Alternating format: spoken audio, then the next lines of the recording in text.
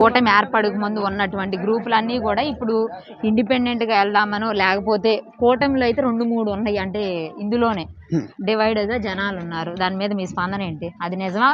వాస్తవమా? కాదా? మాకు ఇంతకుముందు గ్రూపులు లేవు, ఇప్పుడు గ్రూపులు లేవు.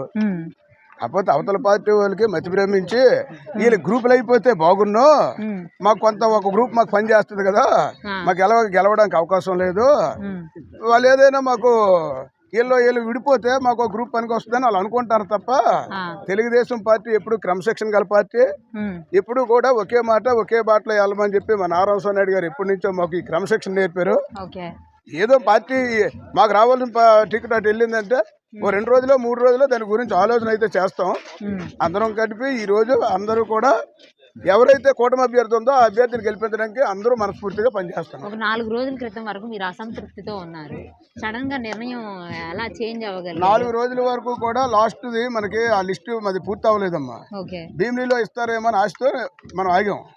ఆ లిస్ట్ ఎప్పుడైతే పూర్తి అయిపోయిందో మా పెద్దలు చెప్పారు, తర్వాత మనం అధికారంలోకి వచ్చిన తర్వాత నీకు అవకాశం కల్పిస్తాం, పొత్తులో భాగంగా ఇవ్వక తప్పలేదు, ఇచ్చాం. కాబట్టి మీరు ఎప్పుడు కూడా పార్టీకే పనిచేసే వ్యక్తులు, పార్టీ కష్టపడే వ్యక్తులు, పార్టీ అధికారంలోకి వచ్చినప్పుడు మీకు తగిన గుర్తింపు తగిన ప్రాముఖ్యత ఇస్తామని చెప్పడం జరిగింది. పెద్దలు చెప్పిన తర్వాత పెద్దలు చెప్పినట్టు నడుచుకోవాలి. కాబట్టి అప్పటి నుంచి కూడా మళ్ళీ విస్తృతంగా పర్యటనకి రావడం జరుగుతుంది. మీరు వస్తున్నారు, మీ క్యాడర్ అంతా తెచ్చారా లేకపోతే మీరు ఒక్కరే వచ్చారా? వీళ్ళందరూ మా క్యాడర్ అమ్మా, మీ క్యాడర్ కాదు, బడుగుండపల్లి క్యాడర్ కాదు, నాతో తిరుగుతున్న వాళ్ళందరూ మా క్యాడర్ అమ్మా. అంటే మీ క్యాడర్ అంతా మీకు ఏం చెప్పలేదు, ఇండిపెండెంట్ గా వేద్దాం మేము మీకు గెలిపిద్దాం అని అనలేదా? క్యాడర్ కాల బాధలకు ఉంటది, నాయకుడి మీద ఒక్కొక్కరి మీద ఆశ ఉంటది. దేవుడికే ఒకడు అయ్యప్ప మాల ఎత్తుంటారు హిందువుల్లోనే, ఒకడు ఆంజనేయ స్వామి మాల ఎత్తుంటారు, ఒకడేమో దుర్గాదేవి మాల ఎత్తుంటారు. మా హిందూ దేవుళ్ళే రకరకాల పూజిస్తుంటారు. అలాగే మాలో తెలుగుదేశం నాయకులను కూడా ఒక్కొక్కడికి ఒక్కొక్కడి మీద ఆశ ఉంటది. నన్ను అభిమానించిన వాళ్ళందరూ మీరు ఇండిపెండెంట్ చేయండి, ప్రజలందరూ ఆదరిస్తారు, మీరు గెలుస్తారు అంటారు. పార్టీకి చెడ్డ పేరు వస్తుందిరా. ఎవరైతే మన పార్టీకి మన అధిష్టానం ఉందో ఆ అధిష్టానం ఎవరిని సూచించిందో వాళ్ళకి మనం పనిచేయడమే మన ధర్మం అని చెప్పి అందరూ కలిసికట్టుగా పనిచేస్తాం. ఓకే, మీకు ఎంత మోటివేషన్ సార్? ఏదైనా కానీ రాజకీయాల్లోకి వచ్చారు, టికెట్ అయితే ఆశించారు, రాలేదు.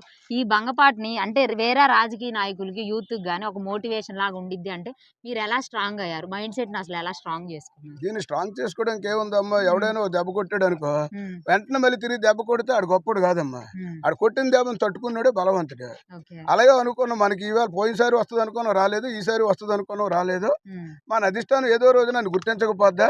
పార్టీ ముఖ్యం, మన నాయకత్వం ముఖ్యం. ముఖ్యంగా ఈ జగన్మోహన్ రెడ్డి పరిపాలనలో నుంచి ఈ రాష్ట్రాన్ని కాపాడుకోవడం అవసరం. కాబట్టి అందరూ కలిసికట్టుగా పనిచేయాలని నిర్ణయించుకుని దృఢ సంకల్పంతో ఇవాళ ప్రచారానికి వచ్చానమ్మా. ఓకే, అంటే ఈ ప్రచారం పాజిటివ్ గానే కొనసాగుతుంది అంటారా? బ్రహ్మాండంగా కొనసాగుతుంది. ఇంక ఈ రోజు నుంచి ఇంకా ఎక్కువ అవుతుంది. అవతల వ్యక్తికి కౌంట్ డౌన్ స్టార్ట్ అయింది అనుకోండి.